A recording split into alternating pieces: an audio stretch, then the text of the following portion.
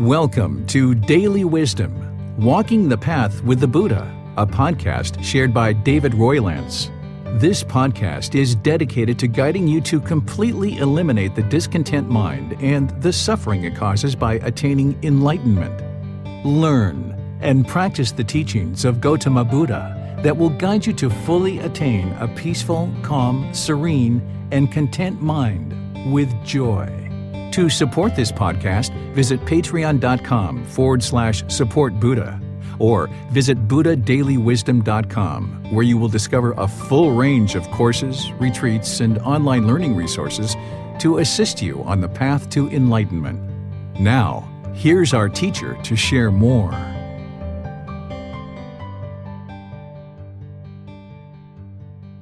Sawadee Kap. Hello and welcome to Daily Wisdom, Walking the Path with the Buddha. Thank you for joining today. This is our group learning program where we study the words of the Buddha and helping you to get to enlightenment. We use this book, Developing a Life Practice, The Path That Leads to Enlightenment, as our source text for this program.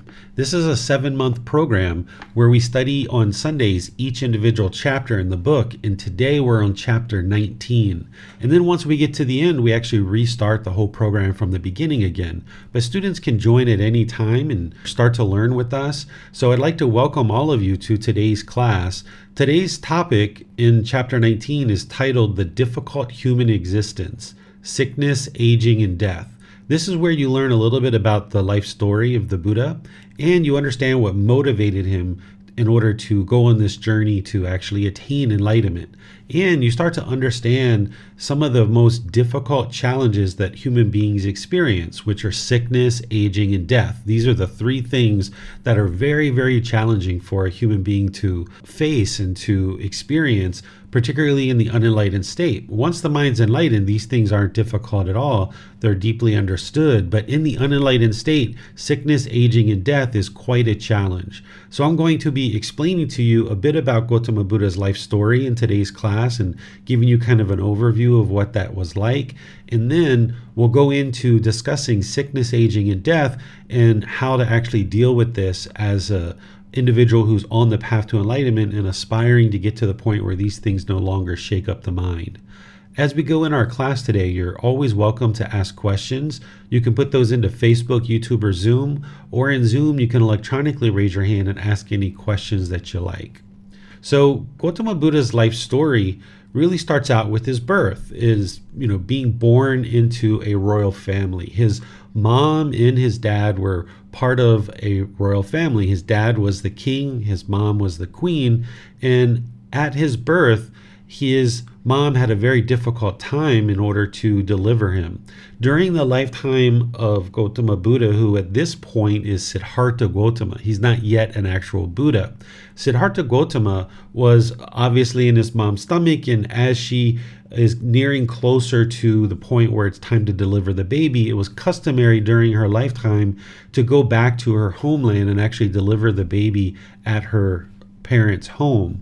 So they organize a caravan and she makes her way back towards her homeland where her parents live. And on the way, she goes into labor.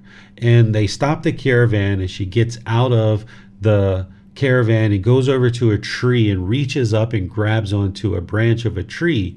And through this difficult labor, the baby couldn't come out through the normal birthing canal. So instead, he breaks through the stomach, the side of the stomach. Today, we would have done a C-section in order to deliver the child. But during that time, 2,500 years ago, there wasn't the technology to do a C-section. So his mother ends up dying about 7 days later after his birth.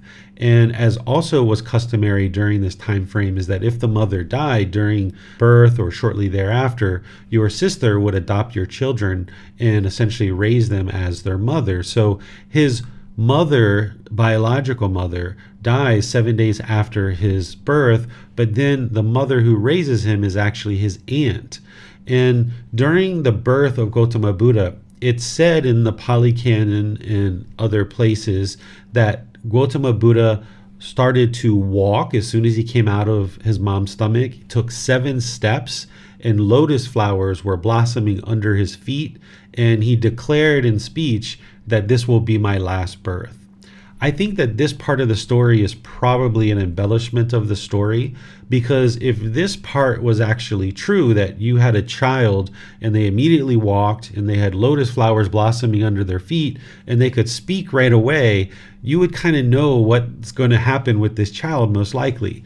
But the next part of the story is where Siddhartha Gautama's father, the king, ends up summoning advisors to come tell him what his son was going to become. So again, if you have a child that has these miracles occurring at birth, you wouldn't need to really have other people tell you what this child is going to become. You would pretty much know. But he had 108 advisors come and share with him what his son was going to become during his life. This was kind of a standard practice during that time frame. And 107 of those advisors told his father that his son was going to be this great monarch who was going to expand his territory and rule over this kingdom. And of course, his father really enjoyed hearing that. That's my boy. Yeah, he's going to rule over my kingdom and expand the territory. But there was this one advisor, the 108th advisor, who comes in very respectfully and apologizes to the king and tells the king that unfortunately these other advisors were not really speaking what was really going to truly happen. That instead what was actually going to happen is that his son was going to be this great spiritual leader. He was going to indeed be a leader, but a spiritual leader. And his father didn't like this. So because of the risk of his son potentially becoming a spiritual leader, he decides to sequester Siddhartha Gautama into the palace for his entire life and not let him go outside the palace and get involved in worldly affairs and be interested in what's going on in the kingdom in terms of being interested to be some type of spiritual leader. So he was kind of wooed into the way of being a monarch. He was given, lots of royal riches, of course, wonderful food, amazing entertainment, great fabrics in his clothes, beautiful women bathing him, all the things that a monarch could be able to afford. He was given these things as a way to kind of woo him into the ways of being a monarch, because he wouldn't be able to acquire these same things in any other way. So his father felt that doing this would kind of convince him to be a monarch. And about the age of 29, Siddhartha Gautama realizes that he's about to become the king, because during the lifetime of Siddhartha Gautama, you didn't wait until your father died before you became the king, but instead, at the age of 30, you would become the king and your dad would essentially retire. And he would still be around to kind of guide you and help you to become a king. So at the age of 29, Siddhartha Gautama realized he was about to become the king, but yet he had never been outside in the kingdom, so he didn't know what he was going to be essentially the ruler of. So against his father's wishes and without his father's knowledge, he ends up going outside the palace, and he takes his royal attendant with him, this trusted attendant who had been with him, pretty much his whole life. And they go outside the palace, and he makes these 4 observations. These are called the 4 observations. He observes this sickly person, this aging person, a dead corpse, and he observes a spiritual seeker, someone who's interested in understanding life better. And when he sees this sickly person, he has to turn to his attendant and ask his attendant, what is that? Because he didn't know what was going on and why this person was sick and what the people around them were doing, because the people around this person, where they were very discontent, they were sad and frustrated that this person was sickly. So his attendant had to explain to him that this was a sickly person, and the people around them were frustrated and upset about this. And then he sees this aging person, kind of an older, decrepit person with challenges walking and aches and pains and really frustrated and feeling miserable. Siddhartha Gautama had to ask his attendant, what is this? And he's like, oh, that's what happens to you as you go forward in life. You lose this youthfulness and you're going to end up becoming more and more aged like this. And Siddhartha Gautama saw all this discontentedness essentially around this person. And then when he saw the corpse, Siddhartha Gautama was like, what is that? He had to ask, what is that? He didn't know what that was. He didn't realize that, this life was going to get to a point where a human being actually dies. And around the dead corpse, there were people who were grieving and having misery and very upset. And he observed these things happening in the kingdom. And then he saw this ascetic, and he saw this person who was a spiritual seeker looking to understand life.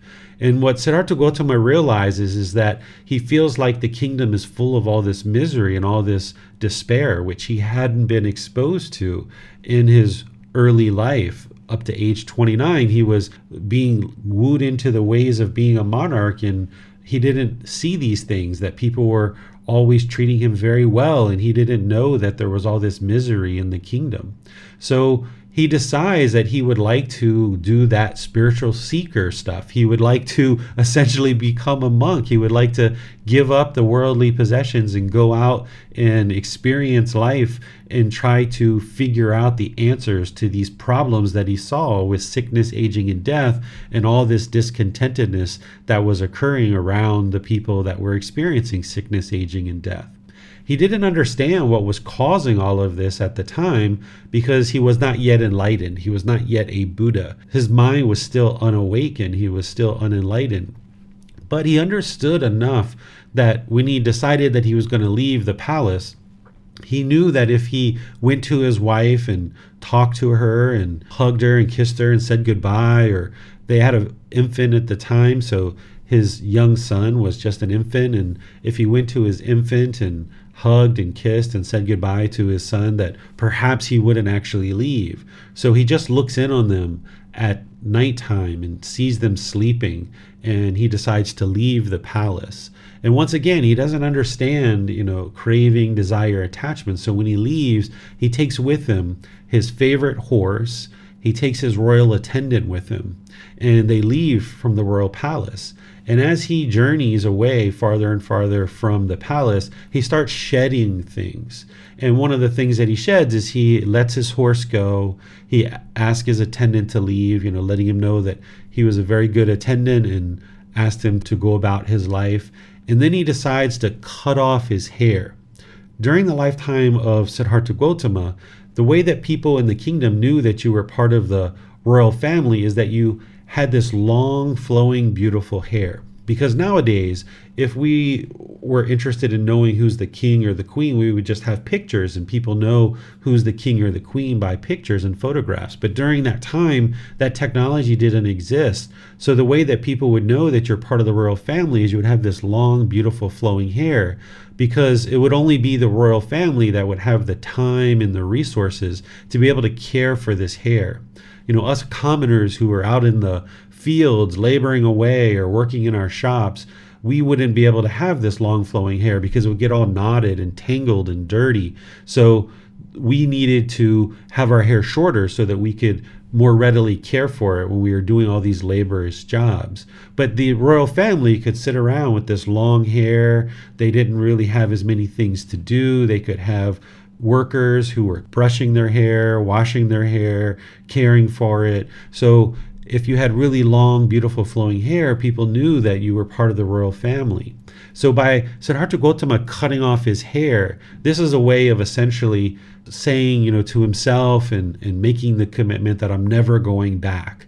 Because there would never be a time where people in the kingdom would believe that he was a member of the royal family without having that long, beautiful hair that it took him 29 years to grow. We also know that this helps us to realize non-self by eliminating the hair as well. But during that time, he didn't necessarily know what that was. He was just cutting off his hair to say, I'm never going back to be part of the royal family ever again. So he goes on this journey to be able to experience enlightenment. And all he was interested in doing is really solving his own discontent mind and trying to understand the sickness, aging, and death, and why people continued to experience these things and why they were grieving and having misery around those experiences. So he ends up learning with two different teachers. He goes to the first teacher, And he studies with this person for about a year. And he gets all the way to the point where this teacher declares him to be a master teacher. He says that, this student, Siddhartha Gautama, has mastered my teachings in this year, and he's now considered to be a master teacher. But Siddhartha Gautama knew that his mind wasn't in any better condition than it was when he left the palace, that he hadn't experienced enlightenment because he was still experiencing discontentedness of mind. So he goes to a second teacher and he studies with this teacher all the way through, and to the point where this teacher also declares him to be a master teacher after just 1 year. And Siddhartha Gautama observed with his mind that he was not yet enlightened because he was still experiencing discontentedness. The main reason why is because what he was learning from these two teachers was things that were disparaging the body. They were teaching practices like starving the body, hanging yourself upside down from trees, laying on beds of nails, piercing the body with metal implements. And the thought at the time was that if you could cause physical pain to the body and you can overcome that physical pain with the mind, then you would be enlightened. And there were many different teachers around that area of the world that were claiming that they had attained enlightenment and they knew how to do it. So Siddhartha Gautama was just trying to solve his discontent mind, but he realized after 2 years of study that his mind wasn't in any better shape after having studied and mastered these teachings versus when he was in the palace. So he goes out on his own and he goes into the forest to try to discover the teachings that will help him to solve the problems in his mind. And when he's in the forest, he doesn't know anything other than what he'd already been taught. So he's still continuing to practice those same things, and he's starving himself. If you ever see any statues of the Buddha where his ribs are sunken in, his stomach is sunken in, you can see the facial bones and the bones protruding at the joints. This is depicting that time when he was in the forest starving himself. And he gets to the point where he's basically on the doorstep of death. He's on the brink of death. And there's this little girl and this mom who comes along and offers him some rice to eat. And he reluctantly accepts this rice because in that moment he realizes that if he allows the physical body to die, then he can't train the mind because there would be physical death and the mind would no longer be here in this existence to be able to be trained.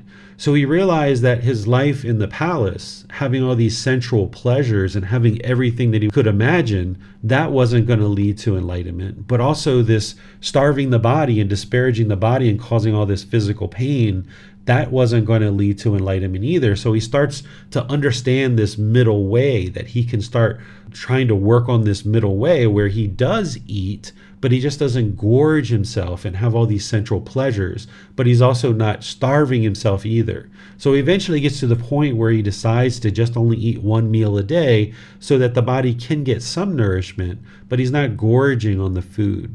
And then slowly but surely, over that remaining 4-year period, a total of 6 years, he discovers the teachings slowly but surely that leads to his own enlightenment and how to actually get to enlightenment. And when he attains enlightenment, he knows he's attained enlightenment because his mind is completely peaceful, calm, serene, and content with joy. He knows what it felt like to experience anger, sadness, frustration, irritation, annoyance, guilt, shame, fear, boredom, loneliness, jealousy, resentment, all these other feelings that he had experienced in the past. He knew what those things felt like. So now with the enlightened mind, he knew that he discovered this enlightened mind and how to actually get to enlightenment. But he knew his teachings were very different than what other people were teaching at the time. So he wasn't quite sure whether he was going to share his teachings with the world or not. So for about 7 weeks, he spends time around this tree contemplating whether or not he should actually share these teachings with others or not, or whether he should go back to the royal palace. So over 7 weeks of contemplating of what he should do, he eventually decides that he's going to now share these teachings with others. So he goes back towards the area where he was studying with those two teachers, and he encounters 4 of his former classmates, and one of his previous teachers, these 5 ascetics that were still practicing those harsh ascetic practices that they were practicing before. And when they see Siddhartha Gautama coming, who's now enlightened and who's going to be a Buddha, they don't recognize that he's enlightened. And they actually start laughing at him and joking him and mocking him and thinking that he had given up his pursuit to enlightenment, because here they are with all these, sunken in stomachs and depleted ribs and seeing the bones protruding from their joints and so forth. And here comes this person who has meat on their bones, because in their mind, what it meant to get to enlightenment is to deprive the body of things. But yet they saw this person with meat on their bones and they thought that he had given up. So they're kind of mocking him and joking him. And what he does is he sits down and he takes his hand and he touches the earth, and it calls these animals from the animal kingdom, different animals, bears and deer and squirrels and all these different animals come to where he's at. Essentially, he performs this first miracle. And this is enough to convince those 5 people to sit down and listen to what he has to say. And then from there, he delivers his very first discourse. His very first discourse is the Four Noble Truths. This is where he explains the problem in the unenlightened mind, the cause, the elimination, and the complete path forward of how to actually eliminate discontentedness. Because remember, these 5 people were doing all kinds of different things, like hanging themselves upside down from trees and starving themselves and so forth.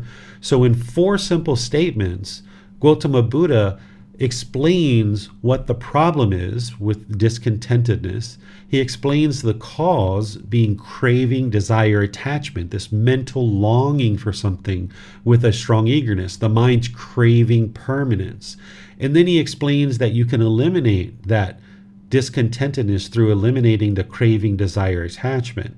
And the way to achieve that is through learning and practicing the Eightfold Path. And he explains this to them in detail in such a way that it's not based on belief, that he was sharing teachings with them that they could then reflect on and independently verify the truth for themselves, and they could see the truth in it. And they had that breakthrough to understand that he indeed discovered the truth of why the mind experiences discontent feelings like anger, sadness, frustration, and others. So having this breakthrough of understanding the Four Noble Truths, they realized that he was actually enlightened and he had discovered the truth, and they become essentially his first students. And then as time goes on and he shares the teachings, he no longer performs miracles, because a Buddha doesn't need to perform constant miracles to convince people of who he is, because his teachings are independently verifiable. So if somebody has an interest to learn and understand the teachings, they can sit down and talk with an enlightened person, and then gradually that person can walk them through to understanding what the teachings are that actually lead to enlightenment, and they can independently see the truth for themselves. A Buddha doesn't need to perform a bunch of miracles to convince people who they are.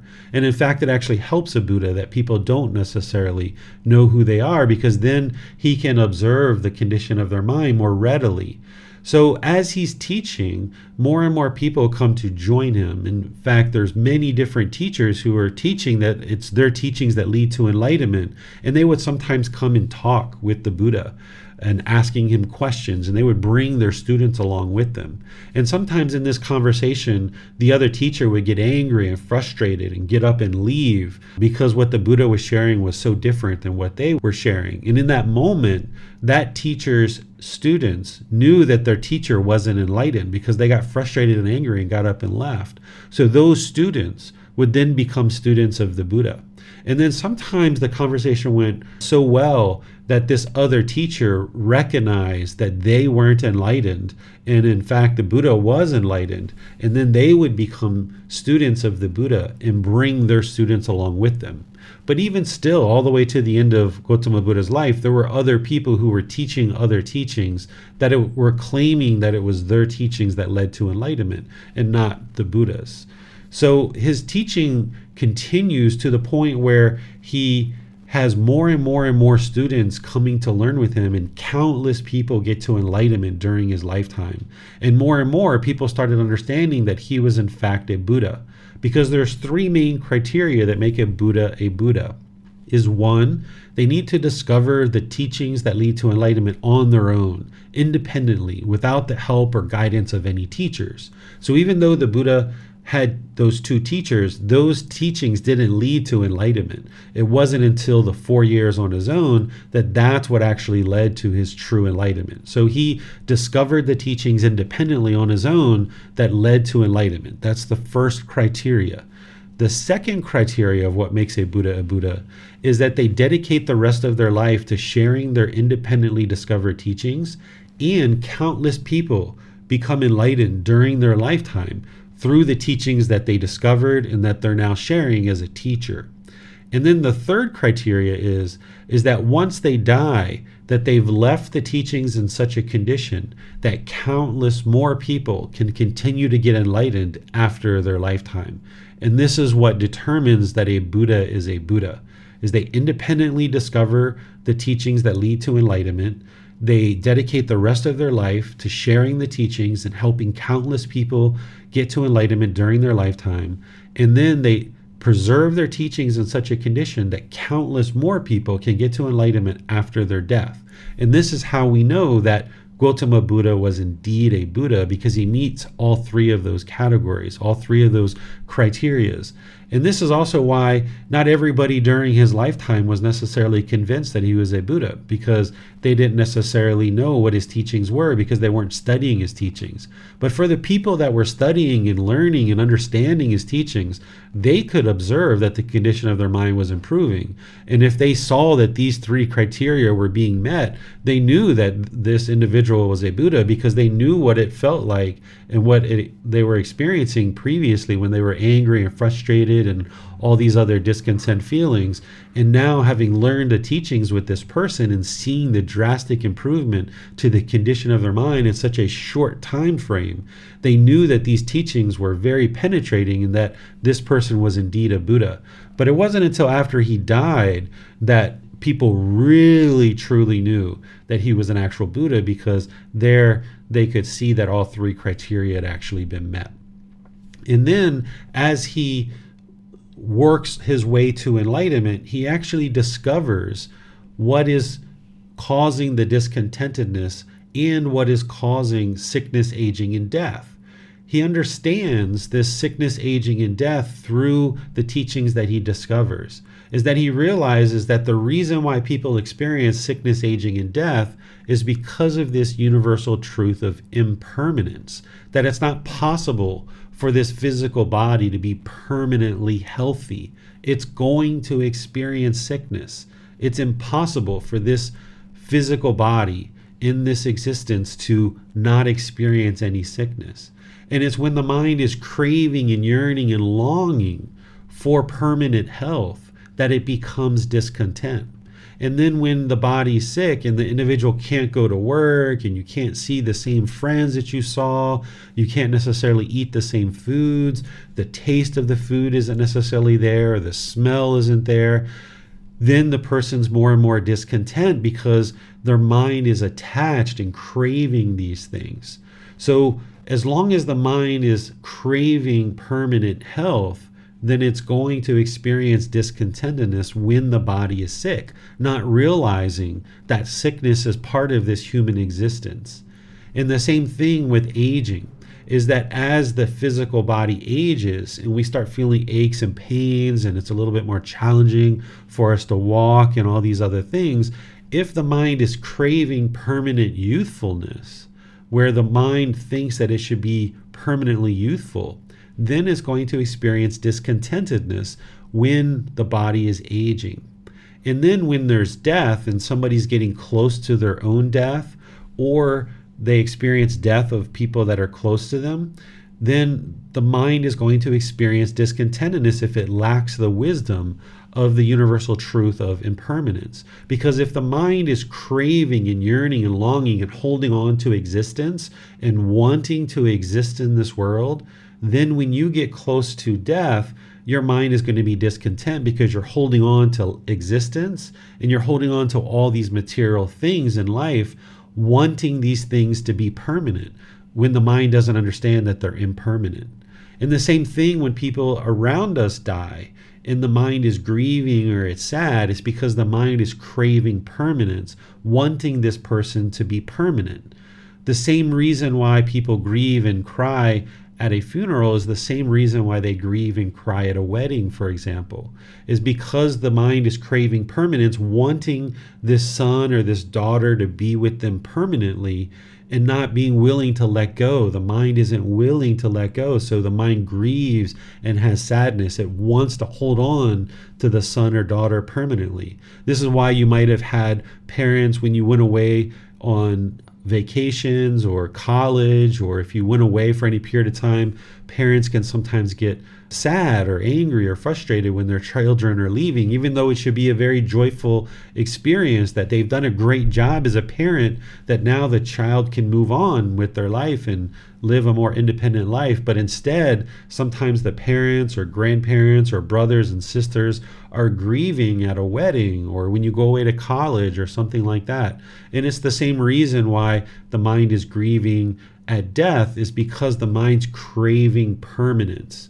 So this sickness, aging, and death is only occurring because of this universal truth of impermanence, but it's also occurring because there's birth.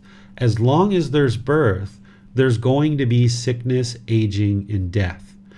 As long as a being is born into the world, because this being has arisen, it's going to change and it's going to fade away. It's not permanent. So you can't experience permanent health, permanent youthfulness, and permanent life. Because there's birth, there's going to be sickness, aging, and death. So what the Buddha discovers as part of his awakening to enlightenment is not only the reason why we experience sickness, aging, and death in terms of the universal truth of impermanence, not only discovering why we experience discontentedness in the unenlightened state when we're sick, when we're aging, and when we experience death, but he also discovered how to completely unravel all of this so that we will never again experience any sickness, aging, and death, by eliminating craving, desire, attachment from the mind, where the mind is no longer longing and yearning. Because as long as there's craving, desire, attachment in the mind, not only are you going to experience discontentedness in this life, but that's also going to cause rebirth, to come into the world and experience life continuously over and over and over again, because the mind hasn't yet cultivated the wisdom that it needs in this life or all the previous lives in order to get to the point where it's learned what it needs to learn and it gets to enlightenment where it no longer experiences discontentedness. And because of that lack of wisdom, the mind is going to continue to have craving, it's going to continue to have anger, and therefore it's going to continue to experience rebirth, because the mind has not yet eliminated these pollutions. And if there's going to be birth, there's going to be sickness, aging, and death. So by solving the problem of the discontent mind and eliminating the conditions that are causing the mind to stay trapped in the unenlightened state, not only are you solving the problem of discontentedness and getting to enlightenment in this life, but you're actually solving the problem permanently, where you'll never again experience birth, so therefore you won't experience sickness, aging, and death. Because in life, while we tend to focus on the positive sides of life and we look at things in a positive way, and we tend to try to do that, there's a certain amount of grief and despair and displeasure, and maybe we even say misery with life and existing. Sure, we get to a point where we start looking at the brighter side of life, but if you look back over your life, you can see the sadness and the frustration and the anger and all the time that you've spent doing those things. Where if you can get to the point where you cultivate wisdom, where you can train the mind to no longer experience those things, now you can spend the rest of this life with this enlightened mental state where the mind is peaceful, calm, serene, and content with joy, no longer burdened with all these discontent feelings, no longer being plagued by all this discontentedness. because all that time that we waste being discontent and being angry at people, I can remember times, a week or 2 or 3 or maybe longer, being angry at somebody, being miserable towards somebody because of just something simple that you might look back on now and be like, oh, that was so silly of me. So by training the mind to cultivate this wisdom, the same like the Buddha did, you can get to this mental state where the mind is liberated. It's liberated. It's free from the strong feelings that are causing the mind to continually be shaken up. And then not only do you solve it in this life, but then there won't be any further birth to continue to experience the misery of life over and over and over again. So let me pause and see what questions you guys have here. This is essentially the main content of everything that I'm going to be sharing with you today. I have one other little thing that I'm going to be sharing with you guys to kind of wrap the class up, but I'm really going to turn things over to all of you guys to be able to ask any questions that you like about Gotama Buddha's life story, or any aspect of his life story or his teachings, or this sickness, aging, and death, if you need help to understand that and how to deal with it in your own life. So the way that you ask questions is put that into Facebook, YouTube, or Zoom. Or in Zoom, you can electronically raise your hand and ask any questions or follow-up questions directly. Yes, sir. I have a question. Was there a Buddha before Siddhartha? Or not Siddhartha, but Gotama? So this is the only thing that I found in the Pali Canon where I see a conflict. Everything else, there's no conflict. So with the universal truth of impermanence, we can know that there is going to be something that, maybe was written down that wasn't 100% accurate. There's places in the Pali Canon where it talks about multiple Buddhas and prior to Gotama. But then there's a place where the Buddha is saying that he's the originator, the discoverer, the declarer of the path to enlightenment, undeclared before me. This is what he shares. So for me, I don't see any evidence of a Buddha prior to Gotama Buddha.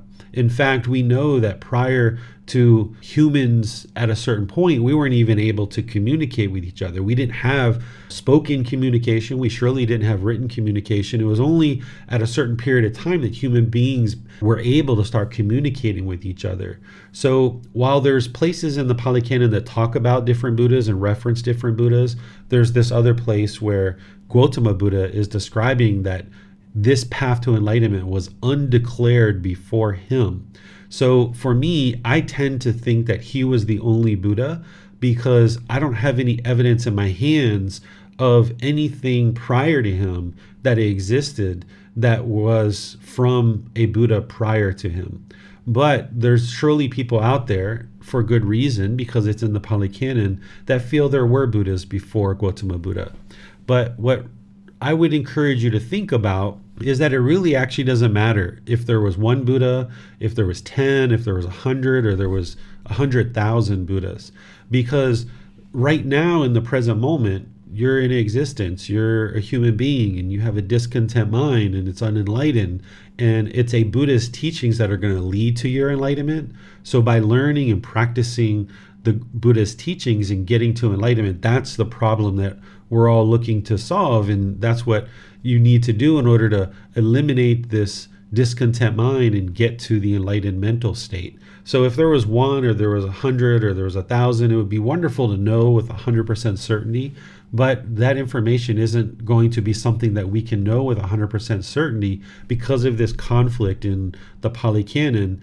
And what I tend to look for is I look for concrete evidence that I can independently verify that there was a Buddha before Gotama Buddha. And I don't have that, but I certainly have evidence that Gotama Buddha existed, and I know that he existed with 100% certainty, but these others I don't have any evidence of, so I tend to say that there weren't Buddhas prior to him. Thank you, sir. Miranda has her hand up. Thank you, Tony. Sir, if you could give some guidance, having this acceptance of death, this knowledge that because we're born, we die. In the industry, especially that I work in, we see a lot of aging and sickness and death. When asked by others how we handle death, what would be a wise way to really explain that to them? Because it seems that it can come off maybe as uncaring to other people because we're not grieving and crying and becoming discontent when someone is in the process of passing away or has died. So, Yeah, I mean, what I would say is I don't need to grieve and cry in order to have love and care for somebody. Grieving and crying is not a result of love and care, but instead it's a result of craving and desire. It's the mind holding on to this person. This can be a simple way to explain it. But somebody who's nearing death, I mean, while we can share with them these kind of teachings, it's oftentimes very challenging for them to understand at that point because they've gone for so long without understanding that now potentially if they're ready to understand, we can still talk to them and we can still help them if they ask us questions. But what most people associate with love and care is that when somebody's injured or when somebody's sick or when somebody's dying, that you should be crying and you should be upset and you should be essentially discontent. That's what they associate love with because of their unknowing of true reality, their ignorance or unknowing of true reality. So when other people are feeling that way and they're having a certain perception about you, you shouldn't feel that you need to defend yourself and you need to convince them that you do have love or care for somebody. But if somebody asks you and is curious, then you can just let them know, what I shared is that, you don't need to be upset and grieving in order to have love and care. Love doesn't cause grief and sadness. But unfortunately, people misunderstand that. And it's not something that someone's going to necessarily understand in a short time frame.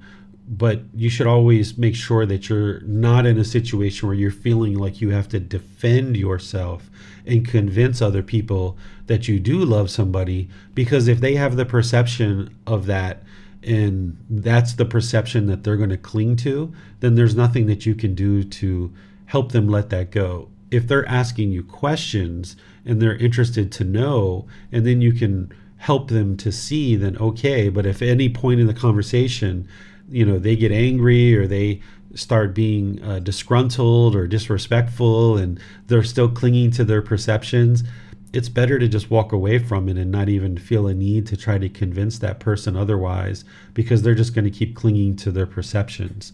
This is also true in situations where people are perceiving you as being a bad person or unwholesome, or someone's judging you and looking down on you. There's been situations where I've had people think that I'm craving and I'm desiring, or people think that I have ego, or that I'm, putting myself up above others. And in those situations, I just have no interest in trying to defend myself and try to change their perception, because that's their perception and I know they're clinging to it. If somebody's asking me questions about something, then I can help them see more clearly. But if they're not asking questions, they're just projecting their perceptions onto me, then their mind's not open to understanding. And I'm not going to try to defend myself, because there's no self to defend. If they would like to think that way, then I just let them think that way. So if somebody's looking at you around the time of death of other people and observing that you're not grieving the same as them and think that you don't love somebody, that's just their perception. It doesn't mean that it's true. And you shouldn't feel an obligation to convince people that you do love somebody unless they're interested in asking you questions and trying to understand your perspective. yes, thank you, sir. You're welcome. Yes, Teacher David. Tonka asks in Zoom, Teacher David, who was your teacher, if you don't mind me asking? I don't have any teachers. I learned everything that I share in these books and in these classes, and everything that I share based on personal experience. Thank you. And in Zoom, so did the Buddha give teachings to animals during his lifetime? No, he did not teach any animals, because animals can't learn to a point to actually get to enlightenment. So a Buddha is only going to teach humans and heavenly beings. These beings can get to enlightenment. The beings in the animal realm need to be reborn into an improved existence so that they can actually learn and cultivate the mind and get to enlightenment. Okay. Jan has her hand raised. Thank you, Tony. Thank you, Teacher David. Teacher David, I wonder if you could give some guidance about helping friends and family members prepare for one's death so that they may handle it with as much wisdom as possible.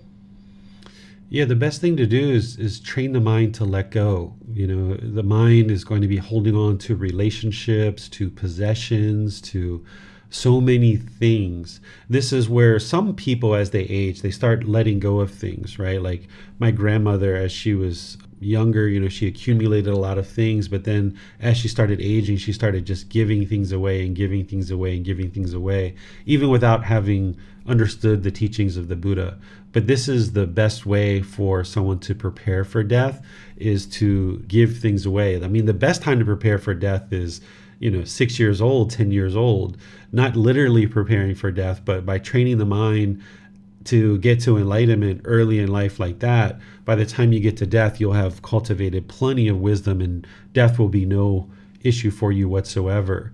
But if somebody hasn't been learning these teachings and hasn't been training, the best thing for them to do is just train the mind to let go, let go, let go. That can be challenging for someone who's gone their whole life holding on to things, but that's the best way for them to have an improved existence, practicing generosity, practicing letting go. There is the ability to not only attain enlightenment during life, but attaining enlightenment at death too. It would be best to attain enlightenment during your life, because then you get to spend the rest of your life enjoying the hard work and experiencing that peaceful, calm, serene, and content mind with joy, with the focus, the concentration, the clarity of mind, the deep memory, all of those benefits throughout your life, and have really rewarding personal and professional relationships. But the next best option would be to experience enlightenment at death, because at least at that point, you're not going to experience any rebirth. You still would have been angry and frustrated and irritated throughout your life, but at least at death, if you attain enlightenment, then at least you're not experiencing rebirth.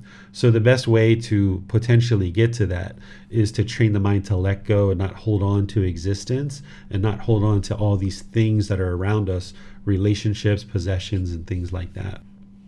Teacher David, would that include wanting to continue to help one's children or one's family and friends? And I assume that would be a form of clinging to life. Yeah, the mind's got to get to a point where it realizes this life is impermanent, existence is impermanent. These beings are going to continue. Since they're dying, these beings are going to need to be here, and they just need to let go. And one of the things that you can do with people that are dying, I've been around, several people that have died at different times, is whatever they say. Like if they say, oh, I want to eat chocolate ice cream, just give them chocolate ice cream. If they say, oh, I want to see my mother one last time, bring the mother to come see the mother, because you can extinguish craving in two different ways. One is to cut it off, let it go, completely eliminate it. The other way is to fulfill it. So if you have a family member who's literally on their deathbed or nearing close to death, if they have certain requests of things that they want, then just fulfill it. So like my wife's mother, her dying wish was to die at home. She wanted to die inside the home because that was the home of her mother. So we made sure as she got closer and closer to death that even when she went to the hospital and the doctor was like, there's nothing else we can do, we're just going to let her stay here and live out the next few days of her life, and she's going to ultimately die. And my wife talked to the medical staff at the hospital and said, what we would like to do is take her home, because this is the one last thing that she really would like to do, is die at home. So we worked it out where mom could come home and she died at home, because with that craving in the mind, if she wasn't able to do that, then there would have been rebirth. So one of the ways to help somebody who is dying is anything that they ask for, just let them get what it is that they are asking for, because that's going to help them extinguish the craving. And even if they don't get to enlightenment at death, at least that's one less craving that they need to deal with in their next life. Thank you, Teacher David. Mm-hmm. You're welcome. Thank you. Rick has his hand up. Yes, thank you, Teacher David, and thank you, Tony. Just on general principle, could you offer a few suggestions on how I can comfort people who are in hospice or are dying from a Buddhist perspective? When you say comfort, what do you mean by that? Well, for instance, now, of course, it's already happened, but maybe 5 years ago, my grandmother found out that she had only a few months to live, so I would visit her every, at least once a week. Mm-hmm. I was just wondering if, in being a visitor there, to be there to as a visitor, as a comforter, or whatever you want to call that, Mm-hmm. are there some general principles of how I would conduct myself as a Buddhist or a practicing Buddhist in my ability to help them to feel comfortable while I'm there visiting them? Yeah, so, I can speak from experience and what I did, like in different people, particularly like my stepfather, when he was dying, he had leukemia and he was in the hospital and he was wanting me to come. So I went there and I had planned to spend pretty much most of the day. And, I just let him know that, we kind of like recounted some stories of funny things that happened in our life and different experiences that we had, and some of the struggles and difficulties and some of the jokes and things like this. And, letting him know how much I appreciated what he did for me as a stepfather and things like this.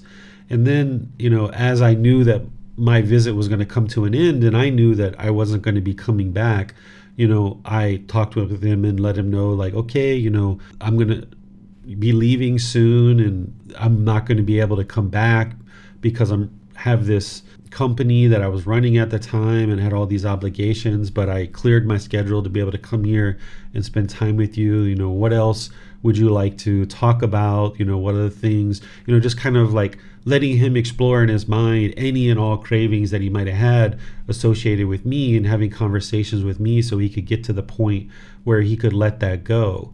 And then, kind of letting him know an hour or two before I was going to leave, and then giving him some more time to kind of let it go, to let me go. And then, when I left, it wasn't just like, all right, bye, see you later. It was like, all right, I'm going to leave now. Are you ready to let me go? Are you okay with me leaving? And then in his mind, he consciously had to say, yeah, if you need to leave, go ahead and go. I understand. And then, I left, and then he actually ended up leaving the hospital for a period of time, but then he went right back into the hospital. And then he must have still had some residual craving, because he called me and said, hey, are you coming to see me or what? And I was like, oh, the last time I was there, remember we talked and I shared with you that I wasn't going to be coming back anymore because I've got all these obligations with work and it's really difficult for me to get away. There would be a lot of people that I would have to leave, hanging in order to come there. I thought that you had let me go. Have you let me go? And he's like, well, okay, well, I understand. Yeah, I can let you go. And I was like, all right, well, what's going to happen from here? And he said, well, I'd like to see my girlfriend one more time, and then I'm going to die after that. So that's actually what happened. That night, his girlfriend came, and then she visited him, and then he died after that. So the mind was still holding on to me. It was still holding on to his girlfriend and maybe some other things too. And I don't know if he got to enlightenment at death. I know he wasn't enlightened during his life, but these are the kind of things that the mind does, is it holds on and is holding on and holding on. So not only spending time and enjoyable time and sharing appreciation, but if you're able to kind of help the person let go of things, this can be really helpful for them. Not necessarily just to comfort them in their life, but also potentially help them to extinguish cravings so that they'll have an improved rebirth, or maybe not be reborn at all if they get to enlightenment at death. Okay, thanks. Yeah, so when my grandmother passed away a few years ago, I was studying with a different teacher, and the two things that I got from that was some of the things you said. For instance, reminding them of good things that they did. because the fact that they're transitioning is scary for many. And so to be able to give them that. And the other one was to kind of meditate while I was there. In other words, breathing slower, maybe not meditation in its purest form. I have a question, though, about the first part, which is the reminding them of all the good things that they did. And this is kind of a hypothetical, but I've got actual clients and friends who are struggling with this, that if, let's say they have a parent who was a very abusive parent and they're now dying, they're in the hospital, they're in hospice, whatever. And let's just say it's me, and I go and I visit my father who was dying. He was very, very abusive toward me.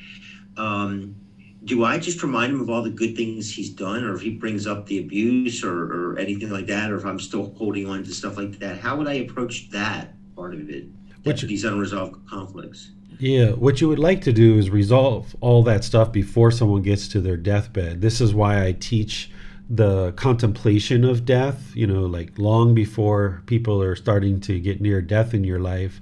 You would like to be able to contemplate their death and envision that happening in the mind, and then whatever things you need to say to them or whatever things you need to hear from them, you can have those conversations long before that point, so that by the time they get to death, there's nothing that you feel like is unsaid or nothing that you needed to hear from that person that was unheard. So like when my stepfather died, I didn't grieve at all because there was nothing that I had unsaid, and there was nothing I needed to hear from him because I took care of all of that. And same thing with my mother. When my mother died, I didn't grieve about her death at all because I'd already done all that work to let her go. So what you would like to do is try to deal with all that stuff long before they get to their deathbed. When they're on their deathbed, though, sometimes that's the point when they're ready to kind of address any conflict. And what you should really be doing with someone who's dying is kind of let them lead the way, because an individual kind of knows what's in their mind and what they need. Like our mother here in Thailand, she was letting us know what she needed in terms of dying at her home and stuff. So this person knows how to navigate their way out of these cravings to a certain degree. So if somebody's telling you that they would like to talk about the conflicts, then talk about it. But I don't necessarily suggest you bringing it up at their deathbed unless they bring it up. I would say focus on the positive things, and then whatever wishes that they have, just try to fulfill those. There's some people here in Thailand who talk about hearing the right teachings at the right time. One of the things that they do as people are on their deathbed, and it's very common for people to die at home here in Thailand, that the family will come around, the person will be laying in the living room, everybody knows that they're nearing death in the next 2, 3, 4, 5 days. And what they'll do is they'll play recordings of the Buddha's teachings. So they have the Buddha's teachings on audiobook, for example, and they will play it continuously, almost 24 hours a day, while this person is in the process of dying. And there's this miracle that occurs when this happens, and people call it a miracle. But what ends up happening is the person's skin turns kind of a hue of yellow, and then the physical body doesn't experience any rigor mortis that they, even 10 days later after death, because Thai people keep the dead body around for a while before they actually burn it, they can open up the casket and the body doesn't have rigor mortis. It's still very supple and moves for somebody who's listened to the Buddhist teachings as they're nearing death. So this could be something that you might choose to do, is like read these books to them at their deathbed, or play some of the audio books that I've written, because it's language that they'll understand. And this can be helpful for them to receive those teachings as they're dying. Thank you, Teacher David. You're welcome. Thank you, Teacher David. That's all the questions at this time. Okay, so there's only one last thing that I have to share with you guys related to death and life and understanding the Buddhist teachings. What I essentially share with you guys is that, this difficult human existence, yes, it's difficult. Yes, it's challenging. Yes, there's this sickness, aging, and death. Yes, there's this, significant discontentedness that is occurring in the unenlightened state. And it can feel quite miserable at times, right? And we just want it to end. But we don't know how in the unenlightened state because we lack the wisdom. And it's learning and practicing these teachings that get you to the wisdom that you need in order to end this discontentedness and to end this whole cycle of rebirth. And what I would suggest for you to keep in mind is that no one ever said life would be easy, but it's also not supposed to be tough. Learning Gotama Buddha's teachings is not easy, but learning and practicing the teachings of the Buddha will ensure that life is not tough, right? Because life is more tough than it needs to be because of that lack of wisdom. Because of the lack of wisdom of the natural laws of existence, the mind continues to struggle with that craving, anger, and ignorance, and those 10 fetters. The mind just keeps experiencing discontentedness over and over and over again. But as you gradually learn these teachings and you stay dedicated to the practice, then you can get to a point where things are easy in your life. An enlightened being doesn't experience any struggles or any difficulties any longer because their mind has done all that work. So at the point where you feel that the mind is struggling the most, that's where the mind is actually cultivating the most wisdom, or at least has the opportunity to cultivate the most wisdom. If you shrink back from those struggles and you turn away and you run away from the struggles, then you're ensuring that this situation is going to occur over and over and over again. This is the cycle of rebirth, that you're going to just keep experiencing it, not only in this life, that same situation reoccurring over and over because life is so tough, but in future lives it's going to be experienced as well. So when you're experiencing that toughness, when you're experiencing that difficulty in those struggles, some of the teachings that the Buddha shares is he says, don't shrink back from the struggle. The reason why is because if you shrink back from the struggle, you're not going to cultivate the wisdom that you need in order to ensure that that struggle doesn't occur again. Instead, if you run away from the struggle, you're ensuring that it is going to happen again because you haven't cultivated the wisdom that you need. So what I suggest you do is that you turn around and walk towards the struggle. You walk towards the challenge and you reach out to people that you need help from in order to cultivate the wisdom to overcome that challenge. And that's where a teacher can help you to overcome those challenges. And then when you cultivate the wisdom that you needed about that specific challenge, then you won't experience it any longer in this life or any future life because you've cultivated the wisdom that you need. So each time you encounter a different struggle, the first time you might only acquire 10, 20, 30% of what you need wisdom-wise about that particular struggle. But then each time the struggle is a little bit less and a little bit less on that particular topic, and you can reach out for help and guidance in all the different ways that I share with you that you can reach out for help. But if you shrink back from the struggle, again, you're ensuring that it's going to continue to happen, and that wouldn't be wise. And that's why life is so tough, because the mind just doesn't have wisdom.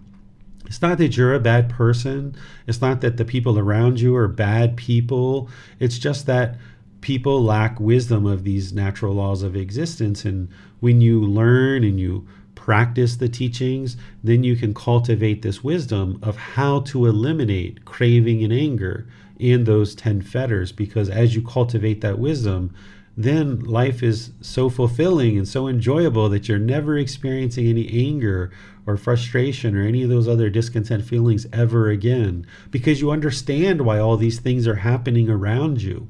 Remember, as I share, that it's a real struggle to exist in a world that you don't understand. Just like when we were children and we had that natural law of gravity that we didn't understand, it was so difficult for us to fall down and hit our knees and hit our elbows. We would get bloody elbows. We would fall off of our bicycle and we would cry. We would knock over glasses and break things and we would be upset, and our toys would break and we would be upset. But slowly but surely we gained wisdom about this natural law of gravity to the point where now we understand it because we've awakened to this natural law of gravity. We've gained this wisdom that now we can make wiser decisions about the natural law of gravity to the point where we can travel all around the world. We no longer need to be confined with our mom and dad who kind of protect us and look out for us a little bit. But instead, we can now roam the world and travel all over the world because we have the wisdom of this natural law of gravity. We've awakened to that natural law. And the same thing needs to occur with all these other natural laws that the Buddha taught. As long as we're lacking the wisdom, then we're going to have difficulties and struggle, just like we did with the natural law of gravity. But when we cultivate the wisdom through independent verification of the truth and seeing that these teachings are indeed the truth, then you can make wiser decisions and you'll understand why you experience sickness. When the body's sick, it's like, all right, well, the body's sick. It's impermanent. It's going to get better. And yeah, I can't go out there and do the things that I used to do in the world. But you know what? Let me just do a really good job at being sick, right? That's what I think is like, whatever I'm going to do, let me just do it as a really good job, right? So if I'm going to be sick, let me just do a really good job of it. Let me just eat food. Let me just lay in bed. Let me do whatever I need to do to just lay here and be sick. Right? So you understand why you're sick and that it's impermanent and this physical body is going to experience sickness. And yeah, for the next 3 days or 5 days or 10 days or whatever, you can't go outside and do the things that you normally would do. But that's impermanent. Eventually you'll get back to the point where you can go do those things. And the same thing with aging, that as we age, just do it really well. If you have gray hair, let it be gray. If you've got wrinkles, it's like, wow, look at that beautiful wrinkle. That's amazing. If you're feeling a little bit older and you have trouble moving around, okay, well, of course, because this body's been in existence for a certain period of time, those things are all completely normal. So that way, by the time you get to death, you'll completely understand it, that that's part of the whole thing. So as long as we are complacent and we're lacking the wisdom of these natural laws and all their totality and the complete comprehensive approach to getting to enlightenment, we will continue to struggle with sickness, aging, and death, and it will be a difficult human existence. But as you gradually cultivate the wisdom and you gradually practice it, you get to a point where it's effortless. Going from unenlightened to enlightenment, it's a lot of work. It's a lot of challenge. You'll meet certain struggles, but if you step up to those struggles and get to the other side of them, eventually you get to the point where it's effortless, where you're just always mindful. You always have concentration. You always are practicing the 5 factors of well-spoken speech. You never experience anger. But the only way that you get to those things is that you need to go through that struggle. The way that I think about it is I think about it as you have to kind of walk through the fire in order to get to the other side and appreciate the fresh air. So you kind of have to walk through this fire and feel kind of enough misery in life that you're motivated to get out of this fire so that you can get on the other side of it and appreciate the fresh air. And that's going to take some real work to do that, right? So understand that this is a journey, that it takes time. It's not an instantaneous fix. But as you gradually cultivate the wisdom little by little, class by class, chapter by chapter, book by book, conversation by conversation, experience by experience, situation by situation, you gradually cultivate more and more wisdom, and you start to appreciate and value the wisdom. Oftentimes in Western culture, we don't value wisdom. In fact, we kind of degrade teachers in some Western cultures, and we look down on them and we treat them poorly. But what you see here in Thailand is that they actually really respect wisdom. They really respect teachers, people who are willing to share wisdom and share that with other people. They really respect that highly because they understand that this life is all about cultivating wisdom. So if you get to the point where you have a real appetite for cultivating wisdom, you really gravitate towards it, you have an appreciation for wisdom, then you can see that you can accumulate wisdom and you can acquire wisdom in so many different ways.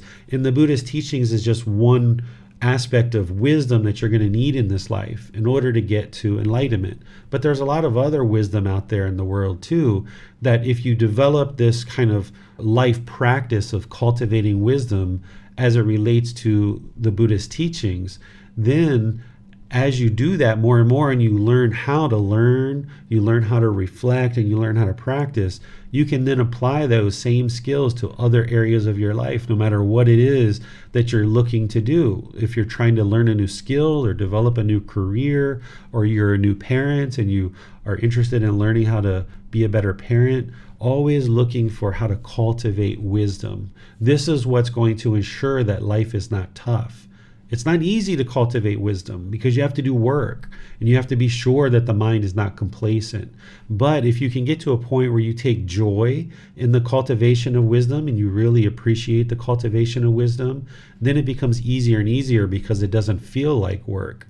And then as you're doing that little bit of work, and each day you're doing a little bit of work to cultivate more and more wisdom, when you get those golden nuggets of wisdom that you've learned, you really appreciate it because you worked for it. So understand that this life, it's only difficult human existence because we make it difficult. Because of the craving, anger, and ignorance in the mind, because of the lack of wisdom, we make it a difficult human existence. But it doesn't need to be.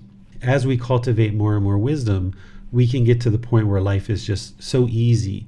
There's inner fulfillment, and everything in life is just completely at ease, and the mind is peaceful and joyful. There's never a time as an enlightened being where you'll ever experience discontentedness or difficulties ever again. Life will just be so seamless for you and so fluid. So let me see what maybe remaining questions you guys might have on anything that I've just shared or anything that we've talked about in the class. And if you have other questions related to any aspect of the path to enlightenment, you're welcome to ask those through Facebook, YouTube, or Zoom, or raise your hand in Zoom to ask any questions that you like. There doesn't seem to be any more questions, Teacher David. All right. Well, I will just say goodbye to all of you guys and thank you for attending today's class and learning and continuing to learn, and reach out whenever you guys need help. And I'll just remind you of what our classes are coming up. This Wednesday, we're going to be coming together in the group learning program to do meditation together. We're going to be doing breathing mindfulness meditation. So if you'd like to kind of have some encouragement, some support and motivation in your meditation practice, you can come together on Wednesday at the same time in order to do that, and also to encourage, support, and motivate each other in your meditation practice. And then I open up to any and all questions that you guys might have related to the path to enlightenment. And then next Sunday, we're going to be in chapter 20 of this book, Developing a Life Practice, The Path That Leads to Enlightenment.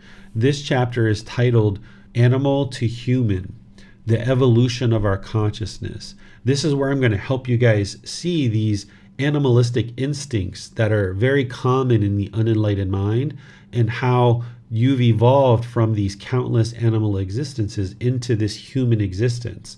But now, even though you're in this human existence, the unenlightened mind functions very much like an animal. And the more that you understand that, you can kind of observe those aspects of the mind when they're happening. Because part of what this path to enlightenment is yes, it's a purification of the mind in order to eliminate the conditions that are causing discontentedness.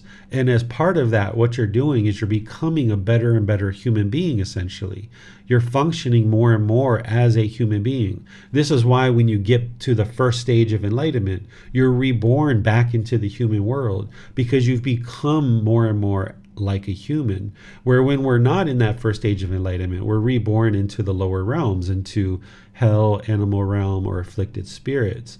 So the more and more human you become, the more and more you're getting closer and closer to enlightenment. So being able to identify these animalistic instincts and how we evolve from animal to human will really help you to identify your own characteristics that are kind of more like an animal. Because when we are having craving and we want things to be a certain way, and then we don't get that, we kind of talk strong or aggressive, or we're bitter.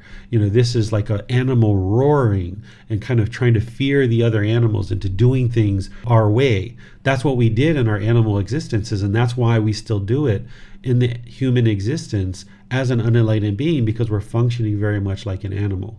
So we'll go through all of that, and I'll share that with you on Sunday. And you can read the book, because the book has a lot more detail than what I'll be able to explain in the class. So you have the meditation class on Wednesday and our talk on Sunday that you're welcome to join.